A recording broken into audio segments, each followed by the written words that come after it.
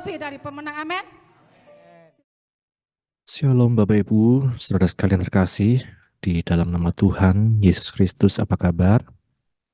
Puji nama Tuhan, di sore hari ini kita kembali sama-sama akan mengikuti kembali program belajar bareng Kitab Kejadian, pelajaran Alkitab berseri bersama saya, Pendeta Yesaya Siombing dari GPGH Wonosobo. Mari sebelum kita belajar firman Tuhan lebih lanjut, kita sama-sama berdoa. Bapak, kami bersyukur untuk kesempatan yang Kau beri kepada kami di sore hari ini untuk belajar firman-Mu. Terima kasih penyertaan-Mu sepanjang hari ini Tuhan, dan biarlah lewat firman-Mu kami dikuatkan, kami diberikan pemahaman, dan lebih lagi kami diberikan kekuatan, kemampuan untuk berada dalam kebenaran-Mu dan melakukan firman-Mu. Berkatilah setiap anak-anak-Mu ya Tuhan yang mendengarkan. Dalam nama Tuhan Yesus Kristus kami berdoa. Amin. Puji nama Tuhan, Bapak Ibu Saudara sekalian. Sudah cukup lama kita tidak memulai ini kembali, yaitu program belajar bareng Kitab Kejadian. Ya, kita terakhir belajar di tahun yang lalu, di bulan Desember atau November ya, di mana kita belajar di episode yang ke-55 tentang pilihan dan kebenaran. Dan saat ini kita belajar di episode 56 yang saya berikan satu judul, saat mengulangi kesalahan yang sama. Jadi dari judul ini kita bisa melihat tokoh Alkitab juga bisa membuat kesalahan, bahkan mengulangi kesalahan yang sama. Di waktu yang lalu kita belajar Bapak Ibu episode yang terakhir tentang kisah Lot dan kedua putrinya. Memang bukan kisah atau teladan yang baik, tetapi dari kejadian ini kita belajar bagaimana menghindari hal-hal yang akan membawa kepada keburukan. Lot dan kedua putrinya, mereka hidup di Sodom dan Gomora, mereka terpengaruh dengan berbagai macam kebiasaan orang-orang di sana, sehingga ketika Tuhan memutuskan untuk menyelamatkan Lot dan keluarganya, kita melihat ada sifat-sifat kebiasaan-kebiasaan mungkin masyarakat di Sodom dan Gomora dalam hubungannya dengan hal yang amoral ya, yang masih juga mengikut dalam diri mereka. Seperti kedua putri Lot, akhirnya mereka memutuskan untuk tidur dengan ayah mereka, membuat ayah mereka mabuk, kemudian tidur dan menghasilkan keturunan dari ayah mereka. Bapak Ibu Saudara sekalian, inilah dalam hidup kita seringkali dihadapkan pada pilihan-pilihan, dan ketika seringkali pilihannya semakin sedikit, waktunya kita anggap semakin menipis dan lain sebagainya, apakah kita akan tetap berpegang pada kebenaran firman Tuhan atau kita akan berkompromi dengan dosa? Mereka yang mungkin belum menikah sampai usia yang sudah sangat matang, seringkali akan mengalami godaan, wah kalau begitu saya cari yang di luar Kristen saja. Toh saya umurnya sudah semakin banyak tapi belum menikah. Akhirnya kemudian ada yang berpindah ke kepercayaan lain dan lain sebagainya, berkompromi Bapak Ibu Saudara sekalian. Dan itulah pilihan dan kebenaran dalam kehidupan kita. Sodom dan Gomora menjadi satu contoh bahwa tempat bisa dimusnahkan tapi pola pikir atau gaya hidup itu sulit diubah. Pola pikir Sodom Gomora ternyata masih ada bagi orang-orang yang tadinya diam di sana, seperti kedua putri Lot.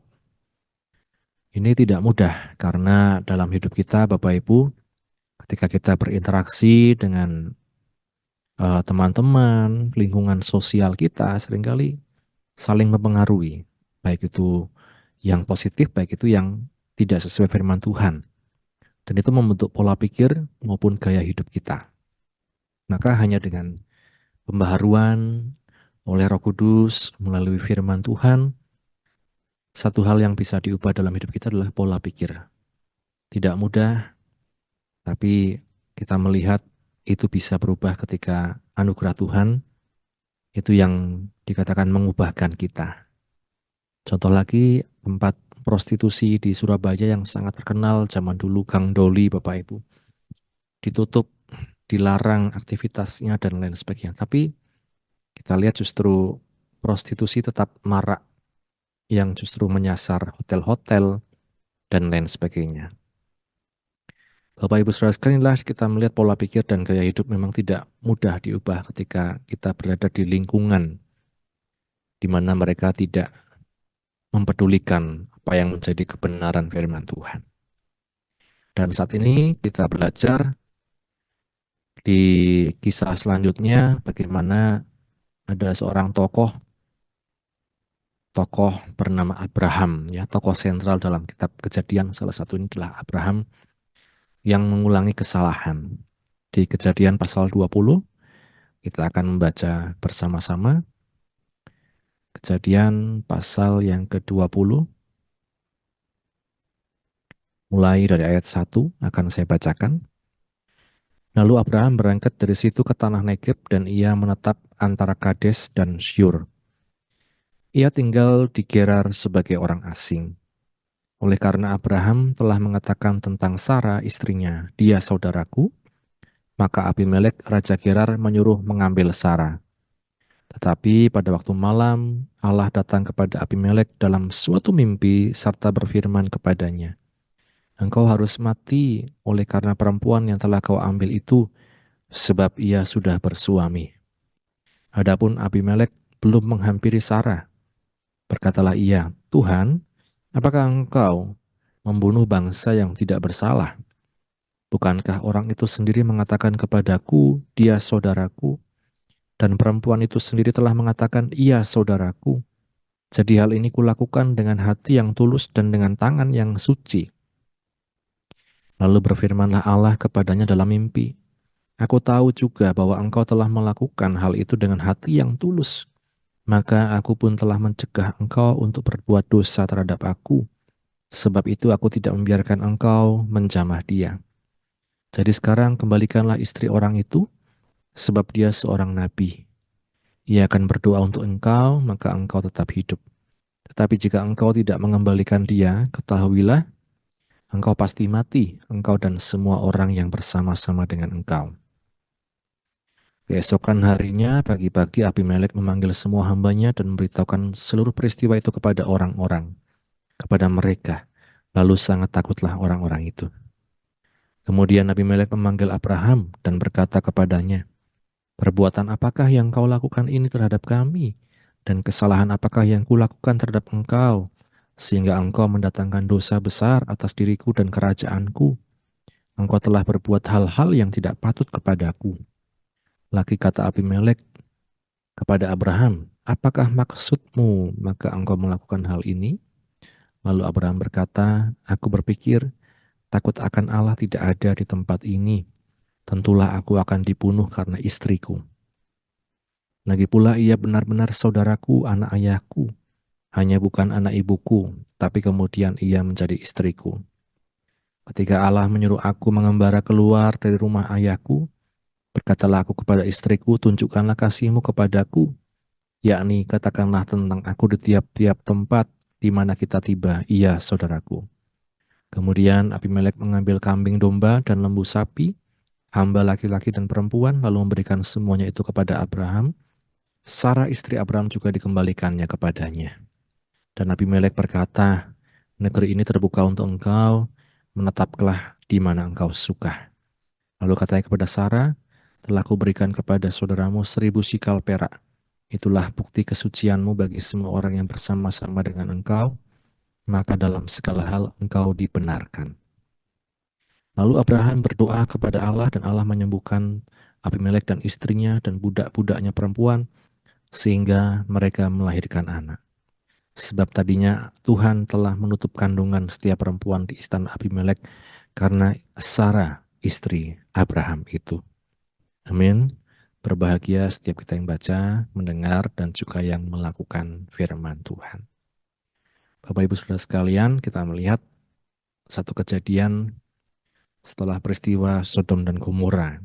Ketika dikatakan Abraham berada di Gerar ya, satu tempat dia nomaden gitu ya dari satu tempat ke tempat lain.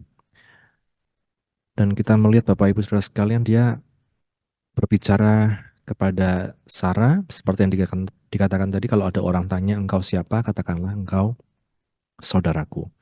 Memang secara keturunan dikatakan itu tidak salah karena memang dia adalah saudaranya. Dikatakan Abraham tadi anak dari ayahnya tapi bukan dari ibunya, berlainan ibu. Namun kita melihat apa yang Abraham lakukan ini salah di mata Tuhan. Ya, Abraham berangkat dari situ ke tanah Negeb, menetap antara Kades dan Syur, ia tinggal di Gerar. Nah, di Gerar ini ada seorang penguasa namanya Abimelek, Raja Gerar. Karena dikatakan dia saudaraku, maka Abimelek menyuruh mengambil Sarah.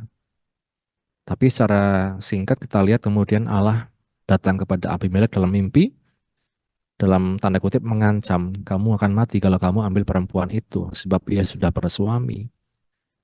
Nah, Bapak Ibu Saudara sekalian, kita melihat ini seperti dejavu gitu ya, seperti pernah terjadi. Dan memang pernah terjadi di Kejadian pasal yang ke-12. Ketika Abraham dan Sarah ada di Mesir. Jadi mereka memang seperti tadi dikatakan sudah janjian di awal ketika kita mau merantau, katakanlah ke tempat-tempat yang kemana kita pergi, nanti ada yang suka, ada yang tidak suka sama saya. Akhirnya kemudian saya dibunuh. Nah, gitu.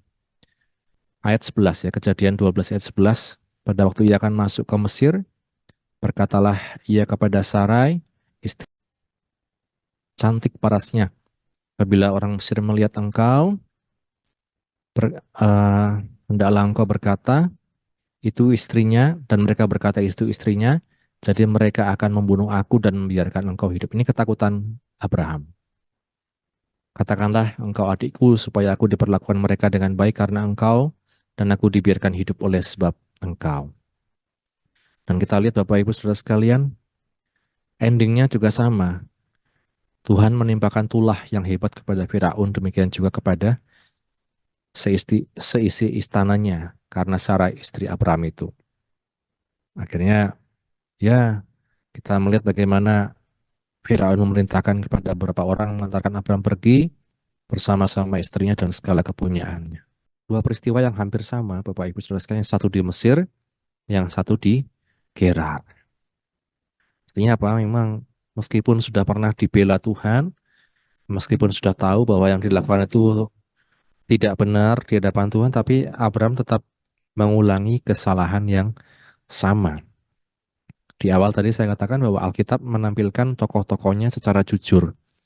Ada yang berbuat salah ya ditampilkan salah, mengulangi kesalahan ya ditampilkan mengulangi kesalahan. Dan memang wajar dikatakan kalau Abraham berpikir takut akan Allah tidak ada di tempat itu, maka dia takut. Jangan-jangan mbok-mbok ya, kalau nanti saya katakan saya suaminya istri, suaminya Sarah, nanti saya dibunuh. Ya. Apalagi dia pikir tidak ada takut akan Allah, tidak ada hukum yang kuat untuk membela Abraham dan lain sebagainya. Tapi kita melihat di hadapan Tuhan ini semua salah. Dan akhirnya Tuhan menampakkan diri kepada Abimelek. Ya kalau saya katakan ini campur tangan Tuhan dalam kehidupan Abraham. Tapi bukan hanya kehidupan Abraham juga.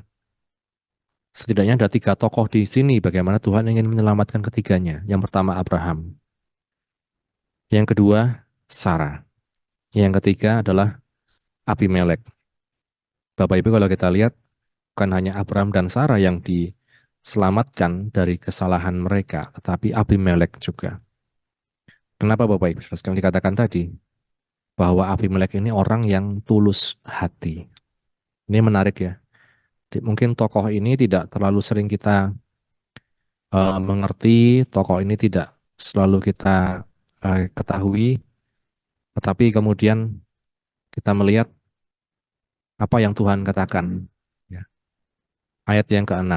Lalu berfirmanlah Allah kepadanya dalam mimpi, aku tahu juga bahwa engkau melakukan hal itu dengan hati yang tulus, maka aku pun telah mencegah engkau untuk berbuat dosa terhadap aku, sebab itu aku tidak membiarkan engkau menjamah dia.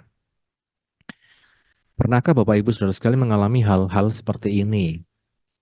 Kita rasanya ingin melakukan sesuatu tapi dicegah oleh Tuhan. Karena ternyata di hadapan Tuhan itu yang kita lakukan adalah hal yang salah, hal yang keliru di mata Allah. Maka ketika rencana kita tidak jadi, kita tidak mengalami hal yang seperti kita impikan, jangan kemudian kita berkata, wah kok seperti ini ya. Mungkin ya Tuhan mencegah kita, sedang mencegah kita untuk berbuat dosa terhadap Tuhan. Jadi Bapak Ibu saya fokus kepada Abimelek ini dikatakan dia ini hatinya tulus. Dan Tuhan melihat orang yang hatinya tulus. Hatinya tulus maka dihindarkan. Kalau dikatakan tadi kalau engkau tetap mengambil dia, maka tetapi jika engkau tidak mengembalikan dia, ketahuilah engkau pasti mati. Bukan hanya Abimelek, tapi orang-orang yang dia pimpin. Orang-orang di Gerar, engkau dan semua orang yang bersama-sama dengan engkau. Jadi Bapak Ibu Saudara sekalian, Sarah diselamatkan di mana tidak akan terjadi rancangan Tuhan yang begitu indah kalau Sarah akhirnya jadi sama Abimelek. Ya, Abraham kemudian sama siapa? Atau Abraham akan diapakan oleh Abimelek dan lain sebagainya. Tuhan pun menyelamatkan Abraham. Abimelek di sisi lain dia dengan tulus hati karena informasi dari Abraham dikatakan dia adikku. Maka Abimelek mengambil Sarah dengan tulus hati untuk dijadikan istri. Tapi belum dijamah, belum diapa-apakan. Dan Tuhan memperhitungkan ketulusan hati kita, Bapak Ibu. Jadi kita tidak tahu apa-apa, tapi kita tulus hati, kita lakukan, dan Tuhan melihat itu akan membuahkan dosa, maka Tuhan hindarkan. Dan sampai dikatakan apa? Tuhan sudah menimpakan tulah. Ya. Ayat 17, lalu Abraham berdoa kepada Allah, dan Allah menyembuhkan Abimelek dan istrinya, dan budak-budaknya perempuan, sehingga mereka melahirkan anak. Sebab tadinya Tuhan telah menutup kandungan setiap perempuan di istana Abimelek karena Sarah istri Abraham itu. Jadi Bapak Ibu Saudara sekalian ketika Tuhan campur tangan dalam kehidupan kita, artinya Tuhan campur tangan itu bukan hanya Tuhan akan meluluskan semua yang kita doakan, mengiyakan semua harapan kita, dan lain sebagainya. Tetapi dikatakan Tuhan pun bisa mencegah kita dari berbuat hal-hal yang keliru di mata Tuhan. Terbukalah dengan penolakan, terbukalah dengan pencegahan dari Tuhan. Ketika hal-hal yang tidak sesuai harapan kita terjadi, maka mari kita melihat semuanya dari apa yang firman Tuhan katakan. Jangan hanya kita maunya sendiri, jangan hanya kita berpikir benarnya sendiri. Meskipun Abraham berbuat hal yang salah, dia mengulangi kesalahan, tapi kita melihat Tuhan pun beracara, Tuhan pun intervensi campur tangan dalam kehidupan Abraham, Sarah, maupun Abimelek. Kiranya firman Tuhan ini menjadi berkat untuk setiap kehidupan kita. Mari sama-sama kita akhiri dalam doa. Bapak Surgawi, terima kasih buat firman-Mu yang telah kami baca, kami dengar, kami renungkan, kami belajar dari peristiwa Abraham di tanah Gerar. Biarlah kami diberikan ketulusan hati dalam melakukan segala sesuatu, bahkan segala sesuatu yang keliru Tuhan, ketika kami tidak tahu, maka Engkau mencegah kami untuk berbuat dosa. Jauhkan kami dari kekerasan hati, mampukan kami untuk melihat Engkau dalam setiap peristiwa yang terjadi dalam kehidupan kami. Berkatilah anak-anak-Mu yang sudah mendengar firman-Mu, dalam apapun yang dipergumulkan Engkau yang menolong. Terima kasih untuk firman-Mu, kami bersyukur. Di dalam nama Tuhan, Yesus Kristus kami berdoa. Amin. Puji nama Tuhan, Tuhan Yesus memberkati kita sekalian.